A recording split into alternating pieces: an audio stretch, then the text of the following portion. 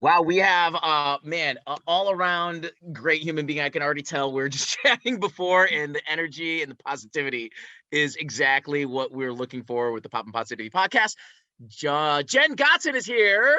Hey, Woo! Jen. Hi, everybody. You the fun thing is, like, Whitney and I, we talked to like a bunch of different types and groups and people from all different avenues, but you are doing something unique in general because you are an actress, you're a producer, you're obviously a mom. We all look at the beautiful Instagram of your toddler, not baby boy anymore, toddler. Jane. You've competed in pageants, but most importantly, you experienced for the first time ever, I feel like it was recent, your first CrossFit class. That's the most important thing. How do you feel? How are your hamstrings? Are you okay? Dude, okay, that bar is serious. My husband, Jimmy Chandler, he CrossFits all the time, and he brought me in for, appreciation week. And we had to wear yesterday 80s clothing. And then today tomorrow we have to wear costumes. And our little baby's in his pack and play. And it was the first time I was doing those things that you hang on the bar and you have to hollow your body out and in. What? Gotta be the hardest workout ever. It's pretty intense. It's definitely really intense, but I've been trying to lose weight because we want to have another baby, and I want to start at a lower weight for just the health of my body. Yeah, you know what? It is so much being a mom and a worker. And so I get exactly what you're saying right now, because there is so much pressure when it is time to have kids and what our bodies go through, and even the scheduling. One thing I love about you is, Brady was just listing off everything you do. But when I have worked with you for stuff that, with interviews coming up, I've literally like Zoomed with you, and you are changing a diaper potentially and working through like interview questions and about to go on set for a movie. Like, that's all what happened last time we chatted. So tell us a little bit about your life balance. My goodness. First off, I'm going to give my Whitney a little lovin', and I'm going to put my little headband on because we talked about CrossFit for a hot second. It's warm here in the New York City area. Balance. You know what? It's literally an hour and a half to 2 hours a day. That's it that I have when baby's napping. And so I structure my day with what is my priorities. And I have a routine in the morning. Now I incorporate baby with it, is where we sing some praise music. I bring out the drums, and he drums to some songs that we sing. And then I read the Bible, and then I pray journal, and I say, God, give me your wisdom of what you want me to do today. And then I get a list. And then when baby goes down for his nap, I'm actively doing that list. And that's how I balance it all. Yeah, your list is what I call the divine download, because right after my run, I come up with sometimes show ideas, and I'm like, oh, divine download time. I love that. And you're so right about utilizing your time. My divine download today is right here and right here. Literally, this is my hot mess of a journal. How do you read? What I saw a scribble. That is, you're like a doctor. I don't. MC squared. That is a Pythagorean theorem. So Brady, let me talk about this. When I was a teenager, my journal, my diary got stolen. And from that point on, I never write where anyone can read. I said that's like out until I need to remember what I need to do. And then I literally write it down. And on our show, it says to talk with you about joy, purpose, and love. Those are my 3 points that when we get into all the fun goodies of the farmer and the bell, that was like my pearls of wisdom. We're going to get into that for sure and here in a quick second, but your journal got stolen when you were younger. That is traumatizing. Well, it got maybe not stolen. It got found underneath my bed mattress by my mom and dad. And okay. And Cody, they read it, and they had me break up with my boyfriend. They had me stop working at Blue Mountain Ski Area, and all of these things for their disciplinary action, because they read all the things I was doing, and they were like, oh my goodness. she must be around bad influence. So Wow. Got it. Okay. I thought I you know. meant like it's in the hands of a stranger and all of a sudden like you don't know where it is and you need to remember these moments that you dotted down in that journal. But no, okay. Got it. It was the parents that stole it. But anyways, we got to get into it. Yeah, Yes. the movie that you are producing, like, wow, like talk about it. There. Oh well. Saving We got that. I brought the living poster. Whitney, nobody's brought props to the Pop and Positivity podcast yet. Do you see this? I'm not surprised right now. Yeah, I see That's it. a pig. That's a pig with the Santa's hat on. That's what started the Farmer and the Belle. I'm like, could we dress a horse up in a pink onesie and can we put Santa hats on pigs? No, just kidding. Well, but that was some inspiration from it. The movie itself, I've watched it. That's how we originally connected, is the movie y'all produced. And I think that's very interesting because it's not every day that you see a husband and wife team making a movie together and having one that now is going to potentially have a sequel. Is that right? That's right. Oh, right yeah. on here, guys. The Farmer. Look, I got props. You really do.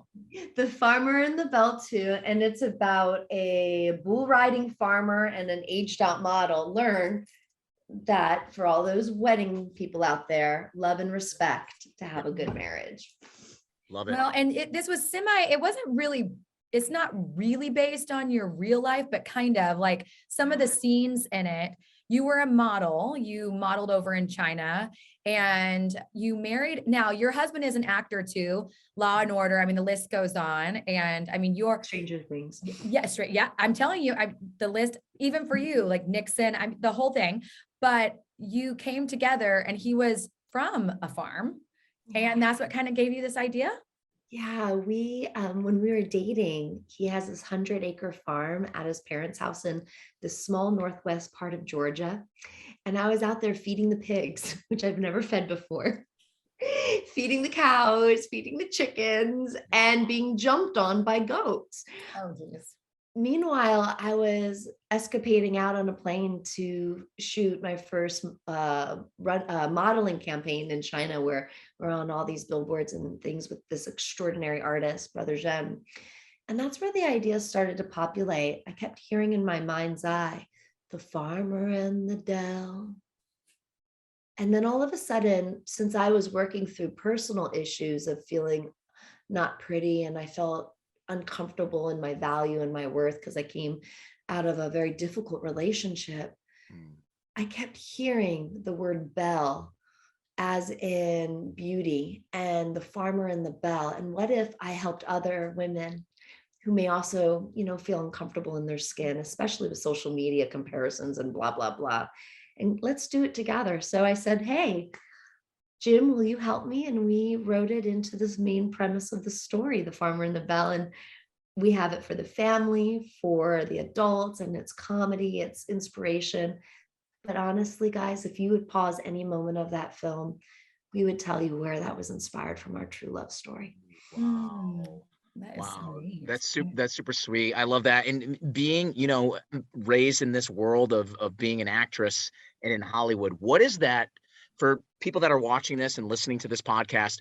What is that like? Give us the positives, give us the negatives. Like really from you're out there. And I feel like a lot of Hollywood people, you don't hear about this part. Y'all got to hustle too. Like you're trying to get a role. You're competing. It's not easy. Yeah. So the positive, the negative, and the hustle. Okay.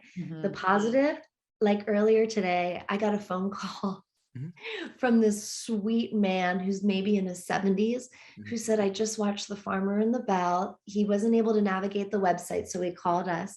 And he says, I really want to get that bracelet and the book for my wife. I want her to know that she's valued and that she's beautiful. Okay. Positivity.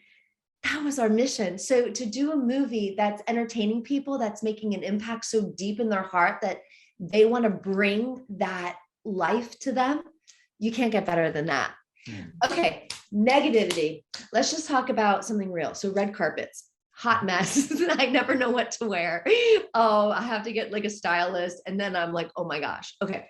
So I was at this party in the Hamptons, and talk about pressure.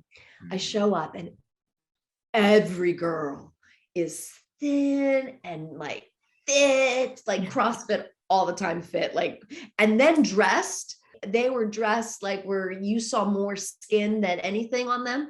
And I'm there in a pantsuit. And I was like, oh my gosh, I'm so awkward. And then I was on the red carpet. And again, this is the negativity. I was feeling out of my skin and feeling like judged and just yucky. And I was doing the fake smile, like, geez, yeah. And then I heard in my mind, just like I would journal, say what's on the bracelet over yourself. So I started saying, and I'm not lying, I started saying in my mind, my body and soul are marvelously made. I am God's masterpiece. The photographer saw a transformation in the temporaneous muscles around my face, which is around your eyes and around your cheekbones. And they saw something transform over me from what I was thinking on. And they called me back and they wanted to do more pictures. That's when I was like, whoa, we could hold these lies captive and we could be transformed. Wow. Okay. Hustle. Yeah. Let's talk about hustle. I would network, go to film festivals. I would say, what can I do to serve? When I would serve, I would make relationships with people and I would find ways to pour into filmmakers. And I would ask, what do you need? And then that would develop the relationship. I would create a contact list, and every quarter or every project that came out, and this was a decade ago when Frost Nixon happened, when I was working with Ron Howard on that Oscar nominated film, I would send an email out saying, hey, this is what's happening. I'm in London at the world premiere. I'm speaking at the Aspen Academy for the Academy Awards. And then this movie comes out, Doonby. I just was awarded Best Actress. And that started to be the hustle where I was able to develop keeping people up to date with what I was doing. And then since then, it doesn't matter. It's over 30 projects that I'm one of the main characters on Amazon, and they all share the same message. They inspire and they impact people. Well, that's what I wanted to dive into. Is it's interesting because when people start knowing, now you played roles that are not faith-based, but you tend to be in roles that are. Is that a deliberate decision, or was that kind of a career move, or just something that happens to keep falling into your lap? Well, it's a collection. When somebody's watching a movie that is faith-based and they're a faith-based filmmaker, they go, oh, I've got a great script. Or they write a script, like I just got a message. Oh my gosh, I'm so excited. I can't say the filmmaker, but he worked on one of the most popular movies in Hollywood, Hacksaw Ridge. And he's like, I was writing the script and I couldn't get you and your husband, Jim, out of my head because I watch a lot of movies you're in. And I wrote the characters with you in mind. So that happens. And then you read the script and you're like, wow, I love it. And then you also have scripts like a friend said, Jen, like Marty from the International Christian Film Festival. He's like, let me introduce you to my friends who are making this sci-fi space movie called Being. And the men who are making this, they are the lead animators for Disney.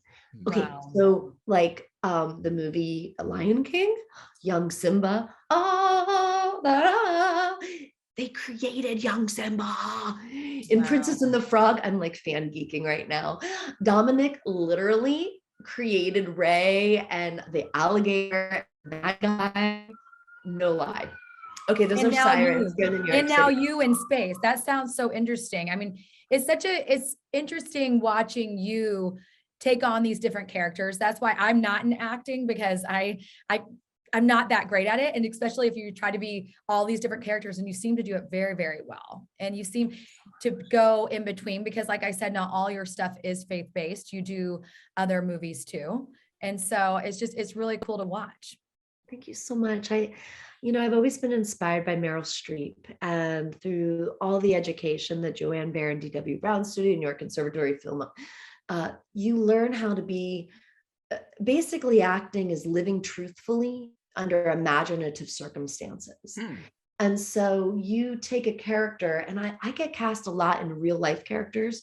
So I study their body, I study their voice, I study their temperament on how they move, how fast they move. Like the movie Unbridled, this woman who I played was very strong, and she spoke about distance and creating boundaries. so people can feel safe to heal for girls that have been abused, and they pair them with horses.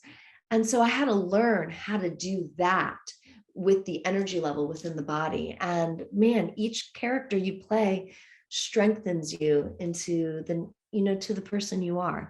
So as an actress, do you ever like read back on history, or, you see a story or you read a book and there's a role you're like, you know what? I wish I could put my Jen twist on that. Is there ever anything like that? Like one that sticks out into your mind? Because I don't know, like Whitney, I do not act. But I would imagine, because what I do on the radio, I'm like, yeah, I could be like Ryan Seacrest someday. Is there something that like is there some role that you feel maybe you could do it like one bigger, like take it to the next level? Ski Patrol. Okay. Devil Wears Prada, and then also in A League of Their Own. So Ski Patrol, I don't remember the character's name, but it would be really fun to be able to get into a ski role and, find those comedic beats that keep the audience laughing. In A League of Their Own, I don't want to, every actor in that movie did phenomenal. But I would love to have played Kit and find those vivacious, punchy ways to be able to, overcome the struggle that she had with her sister. And then in A League of Her Own, oh my gosh, what Meryl Streep did. It would have been so fun to walk into those steps as one of the characters in that movie, to play off of her, and then to just create the layers of all the fiery darts that she sent to you, to allow yourself to just kind of bring and percolate that character through the eyes on screen. I think those would be my answers. Oh, I like that. I like everything you said. Yeah. And then in the Nixon movie, you actually played a real life person. Were you allowed to elevate that, or did you have to really stick to script because it was a real living person, or do you get to exaggerate a little bit? Yeah, great question. So Frost Nixon, Ron Howard's movie, we didn't have any direction going into it. And I have a little side story that's really cool. I was an extra that was upgraded and went on contract, which launched my career. Wow. So I got cast, I was picture picked. And so I went into the Nixon Museum and I studied everything I could find. I took the photos I saw of Trisha, and I just do sketches of her body and how she was, her relationship to her mom, how she stood with her dad, her poise, her demeanor, how she was with her sister. And I read the book, Pat Nixon, because that was a voice I knew would be accurate because her sister wrote it. And I gathered all that, and then I brought it into the world. And I didn't exaggerate at all, but I remember my first day on set, we were recreating the moment when Nixon almost died due to phlebitis. And Frank Langella, who plays President Nixon, he came in on this gurney, and we weren't given direction yet by Ron Howard. And in my mind, in that same praying spirit, I said, God, it would be so special if I would be able to do something really unique in the scene. As soon as I said that, I'm not lying, Ron Howard looked right at me and he shakes his head and he goes, yes. How about you lean over and you take the ice chips out of his hand when he nods off? Okay, so what that does, it's a simple action. But as an actress, I looked at my dad, and my beat that I created in my mind was, my daddy, don't die, hold on. And as I grabbed his hand, I'm going to try to do it right now. My eyes filled with tears to say, Daddy, hold on. Because when you physically hold the hand of someone in a place of such love and adoration, those ice chips allowed me to hold his hand to say, Daddy. And as I grabbed the cup from him, because I understand the relationship that Trisha had with her mom, I needed to get approval, like not approval, but the feeling I connect. And Patty Nixon stood right here, played by Pat McCormick. And I looked up to her. And as I did these beats, the camera followed me to each one of them. And after we wrapped production crew said it felt like we were looking in on the first family. It was eerie. And then the casting production called casting, and casting called me. And again, it was an extras casting agency. Bill Dance, he goes, Jen, what did you do? They said that you went on this journey and that you had this relationship with the mom. They are so impressed. And Ron Howard said that I took excellent direction. It was one of those moments, Brady and Whitney, I will always cherish, because it's all that work, it's all that study, it's all of the years of education. And then when preparation comes with perspiration to the opportunity, those moments happened. And that's what launched my career.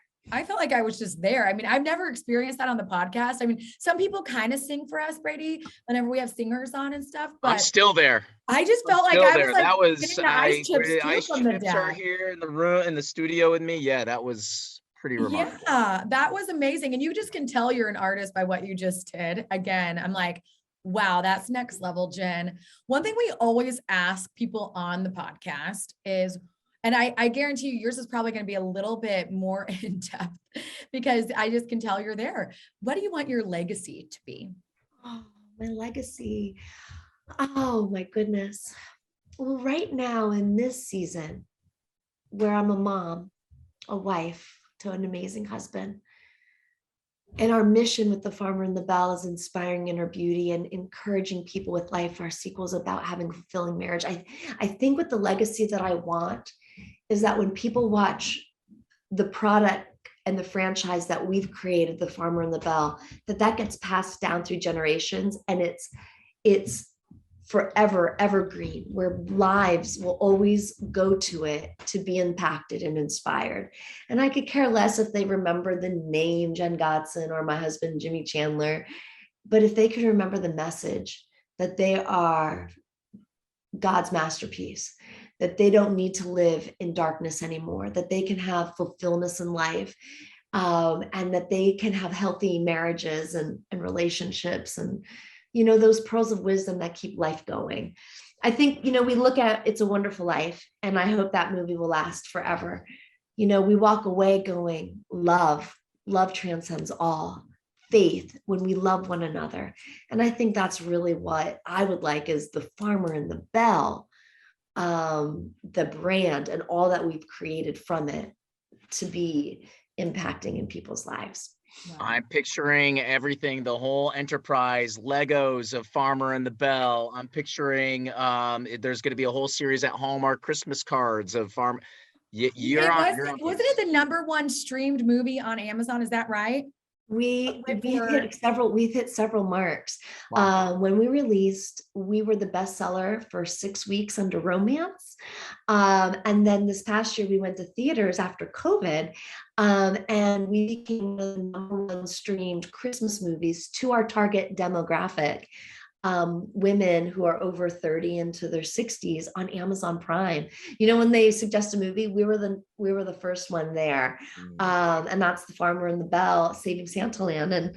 And so it's like, you talk about Legos and all those fun things, Brady, we branched out on QVC, where I have a line it's called Divine Beauty, and I'm sporting this shirt, and it's the bracelet from the movie, and it's the devotional that helps unlock revelation. And so we've got jewelry, this necklace we just brought on this past season. Wow. So it's hilarious, award-winning movies, on-trend jewelry, on QVC, and then we've got commercially relevant books for all ages. That's great. I love what you're doing. You're making it for the world to see and for the world to wear. So that's a great combination. So much continued success. Awesome chatting with you. This is great. You're right, Whitney. I don't know if I've ever I don't think we'll ever match this positivity ever again on this podcast. And it's called the Pop and Positivity Podcast. Oh yeah. So, Jen, thank you so much for coming on. I love you guys. Thank you for having me. Bye, Brady. Bye, Whitney. Talk to you soon. Bye. Thank you so much.